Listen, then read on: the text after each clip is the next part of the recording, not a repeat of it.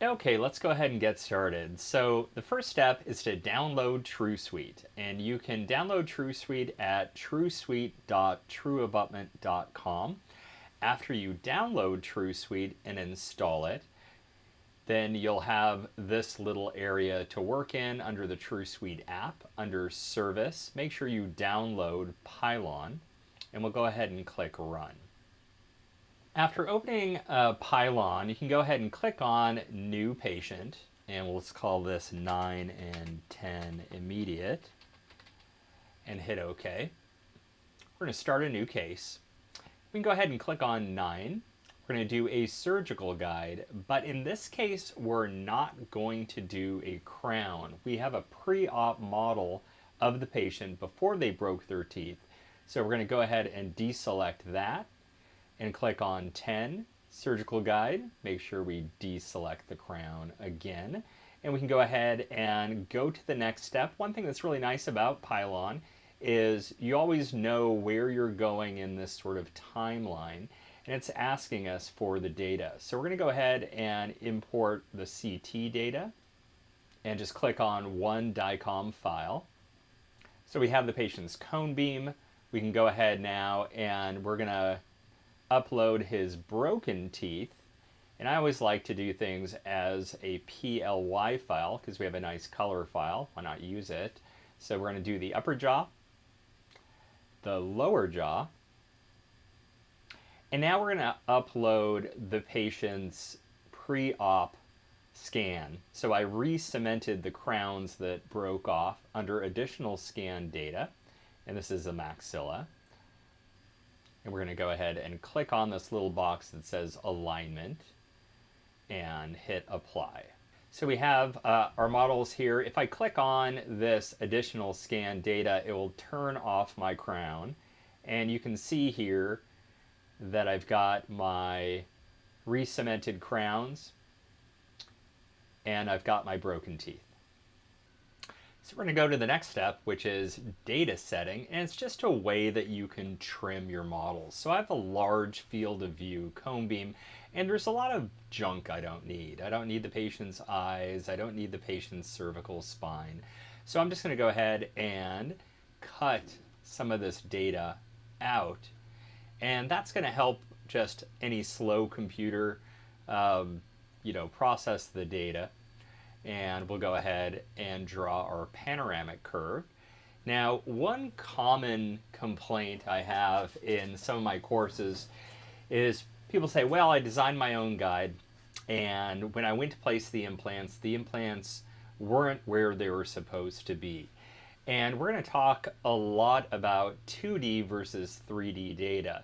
But what happens with a cone beam is a collection of axial images.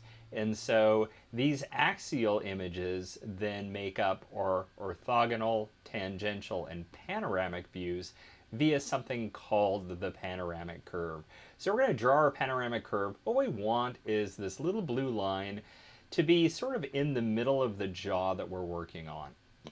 And what I like to do is look at this, and I want to see cortical bone on the buccal and cortical bone on the palatal. So I'm going to go ahead now and draw my curve through the patient's arch, and especially where my teeth are, I'm going to make sure that curve is sort of nice and smooth so that when we slice these images, we can see them in our cross-sectional slice, and we've got a good representation of what's going on. You can see here now that we have orthogonal, tangential, and panoramic 2D images. So we're going to go ahead now and match our models up in alignment. And one thing that's nice about Pylon is Pylon does a great job of doing this for you automatically. And so what we want to see is green on the teeth. Now you might look at this heat map down here and it says something that's reddish or orangish is way off, and something that green is right on. So if I look here, I can see that my teeth are all green, which is great, but my gums seem to be off. And it's not that it's off, it's just that in one view, I have bone, so a cone beam has no gums, and my scan has gums. So this is a great scan. The next step we're going to come to is tooth removal. So this guy broke his teeth pretty well. And so we can see here that we're pretty flat, and we don't really have to remove any of these sort of chunks of number 9 and 10. But let's just go ahead and go through the steps. Let's say you've got a tooth that's sort of out here, and you want to get it out of your way so you have an easier time. So we're going to click on this plus sign over here, and I'm just going to draw a margin around the remaining teeth and come around here and just remove these teeth chunks. And so now it's a little more clean. So we can go ahead now and plan our implants. So we've got our upper and lower, we've got our pre-op image, and now we're ready to go ahead and plan the implants. So like I said before, in previous videos of mine, we've designed teeth. In this case, we don't have teeth. We have a pre-op image. And so I'm going to go ahead and click on tooth number 9. And I'm going to go into detail how you can use true abutments implants if you want to use true abutments implants. But let's say you place Astra and you want to go ahead and place an Astra implant. I'll go ahead and show you how you can enter in data from the Astra kit to make this compatible with any implant system. But for now, in this video, we're going to go ahead and click on true abutment and the Urus Pylon system and Pylon sleeve. Now, I've already designed this case, and I know the limitations of this case. We're actually, it doesn't seem like it, but we're kind of tight when it comes to the bone. So I like to place in immediates as long of an implant as I can. So I'm going to select a Urus Omni tapered implant, 3 millimeters by 13 millimeters. Now this certainly is not ideal for a central incisor. However, the fact that I'm placing 2 implants and splinting them makes me feel a little bit more comfortable. So I'll go ahead and click 3 by 13. And let's just go ahead and get rid of this image here. And we're going to go ahead and place this implant over the tooth chunk. And it looks like it went ahead and put it on 10. So I'm just going to move it over to 9. And so we can go ahead and plan this implant, get this implant nice and centered. We can play with the tooth angulation here as well. And what I'm going to do is turn off my cone beam for a second, and I'm going to go ahead and turn off my upper model, my lower model, and turn up the opacity of the pre-op model. So I want my implant ideally to be coming through the cingulum, and I'll just go ahead and move this down a little bit so we can see better, and move this over here. In all guided surgery software, there's something called an implant axis. So I'm going to go ahead and put the implant axis up. So if you look here, my implant is coming out the incisal edge of the proposed crown, which I'd like to just go ahead and copy his old crowns. So I'm going to go ahead and change that. So let's turn on the cone beam again, and let's play a little bit with the angulation here. So I've got some bone on the palatal, and so I can go ahead and rotate that. And so now it's coming through the cingulum, and I feel good about that one. I'm going to go ahead also and just kind of take a look at the angulation of the implant. It looks like I'm rotated a bit to the distal, so I'm going to upright my implant just a little bit and scoot it over, so that now I'm angled in the center of the tooth, and I could stand to even go a little bit further over. Cool. So now I'm going to do tooth number 10, true abutment, Urus Pylon system, Pylon sleeve, and we can go ahead and go to 3 by 13 and hit OK. Now this implant is scooched all the way over here, so I just need to bring it back into the arch and closer to this.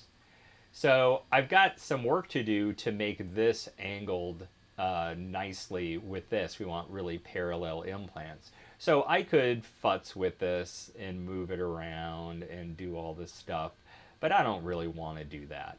So I'm going to go ahead and click on implant grouping. I like the placement of 9. I want 10 to be angled. I'm going to hit apply, and it's going to go ahead and put these together. Now it has them sort of attached so that if I angle this back and forth, they're going to move together. So I'm going to go ahead and hit the garbage can now and ungroup the implants, maybe scoot number 9 over a little bit and scoot 10 over a little bit further away from that canine. And so now we're looking better. Looking at the cingulum here, looks like I do have a little bit of work to do. So I'm going to group these again. And I can now angle these two implants over a little bit and then scooch them over just a little bit too. Okay, so I've got my 2 implants planned now. I've got the implants coming out the cingulum, and I'm ready to design my guide. Now let me go ahead and turn off the cone beam, turn off my teeth, and let's just take a look at these 2 rings in the arch. So I'm pretty centered. In a perfect world, I'd like 10 to be closer to 11 and have a little more space in between here. But if you look at the cone beam, I'm already fairly close to that canine, and I don't want to get a little closer. And one thing that I always tell people is you can trust the 3D view, but don't completely trust the 2D views. These views are based on the panoramic curve as well as the angulation in which you place the patient in the cone beam. However, the 3D view is always accurate. And so if I look at this like I'm looking at a 3D printed model or a stone model, that to me looks like some good implant placement on those 2 teeth. And keep in mind too that these 2 teeth are going to be splinted. So I feel good about moving to the next step. So I'm going to go ahead now and click the guide. Now I'm going to get a warning saying that my sleeves are colliding into something. And let me show you that, because that's a really common sort of thing. So I'll click X, and let me show you what it means by them being collided.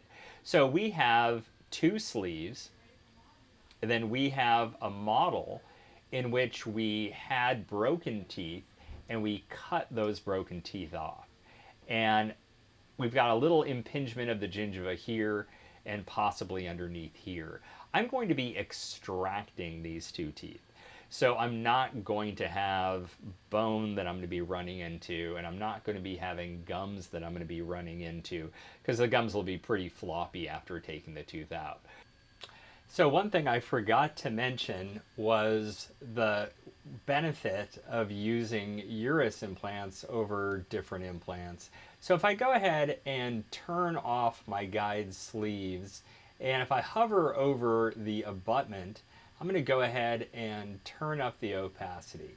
So if you use Urus implants, one thing that's really cool is they give you a scan body scan, and we can use this scan body scan to go ahead and design in exocad or Trust, which is true abutment software, a temporary ahead of the surgery. Now you may notice that these are kind of weird looking scan bodies, and if you're not part of the CIREC community, you may not know what these are. But these are true abutment compatible scan bodies with CIREC. We're going to be using exocad, and exocad doesn't seem to like these. So I want to make sure that I change these into some regular Urus scan bodies. So I'm going to go ahead and click on Library, And over here on the right, there's an option of the Urus Omni Scan Post.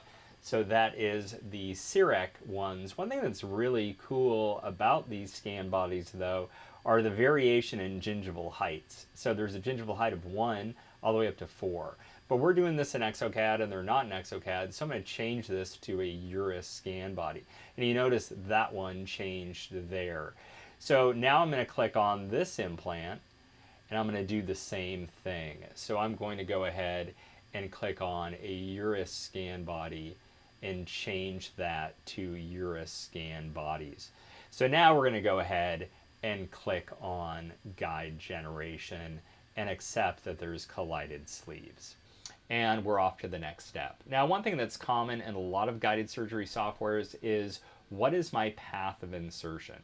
And so if I look here, I've got to think how this guide is going to go on. And I'm going to make not a full arch guide, but I'm probably going to go premolar to premolar here. And so I'm going to go ahead and set my insertion direction to here. And I'm going to go ahead and draw my guide. So I'm going to start and click this plus sign over here at the premolar. And I'm going to come across the palate. And I'm going to come over here on this premolar again, and just come around this area and this area, and I'm just going to double click. And so now I've got the outline of my guide. Now let's talk about parameters really quick. Guide thickness of 2.5, that's great. Offset from teeth to guide is the spacer underneath your surgical guide. And the offset from sleeve to guide is the amount of spacer that's going to be going around your guide sleeve. And I've played with different settings. I now set my XY at 0.05 and my Z at 0.05 as well. And that's going to give me enough room so that the guide sleeve slides in, however, not so loose that I'm worried about it popping out. And one thing that's really cool about true abutments guide sleeves is it has little snaps, so we don't have to cement these guide sleeves in, and they should be easy to remove. So I'm going to go ahead and click generate surgical guide. So now I have my surgical guide. Now I do have 2 very small windows already cut in the guide, but a lot of people like viewing windows to make sure their guide is seated. So let's go ahead and put one over here. So if I hover over window creation panel and scroll down to add a window, I can just go ahead and click where I want my window, and I get this little box. If I click on the box again, I've got the ability to rotate it and sort of shove it down into it. The bigger the window, the weaker the guide. So let's go ahead and scale that down. Now when I click generate surgical guide again, I've got a nice little window here. And so I'm ready to go. And so I'm going to click on show planning report or result. And I'm going to go ahead and give Pylon consent. So if I click on show planning report, I get a nice little PDF that kind of highlights the key sort of angles of the implant. It says what implant I'm going to use. It gives kind of a representation of what the bone will be like in the area. I've never found these to be accurate, whether it's anatomage or anything else. And so I'm going to scroll down, and I've got all the data I need. So I'm going to go ahead and close this. Now, if you click on export mesh files, it's going to go ahead and export not only the surgical guide, but as I'll show you later, something really cool, a scan body scan. So we're going to go ahead and export this to my download folders, and we're done. So now I'm going to open up kind of a cool software called exocad WebView. And so exocad View, is downloadable from the Windows App Store. It's a cool software that just lets you view your STL files. So I'm going to go ahead and load what we downloaded. And we've got 9 and 10 immediate mesh. And we've got our upper surgical guide. And so as you'd expect, we have our upper surgical guide. Everything is kind of normal. But let me show you how you can add your scan body mesh and make sure that you did the right scan body. So I go to Add Mesh and Downloads, and I'm going to go ahead and open up my scan body scan. And if I turn off the surgical guide, you guys can see that we have the URIS exocad compatible scan bodies. Let me just show you what happens if you did something wrong and got the CIREC ones. So I'll just go to another case where I screwed up, and you can see here that these are the CIREC compatible scan bodies, and we want these. Now we can use the CIREC compatible scan bodies in a software called Trust, but I just prefer to use exocad. So before I create a implant temporary, I'm going to go ahead first and just go over some basics of surgical guide printing. So I'm going to go ahead and just type Sprint Ray Cloud. And I'm going to go ahead and start a new case. This is the older version of Rayware.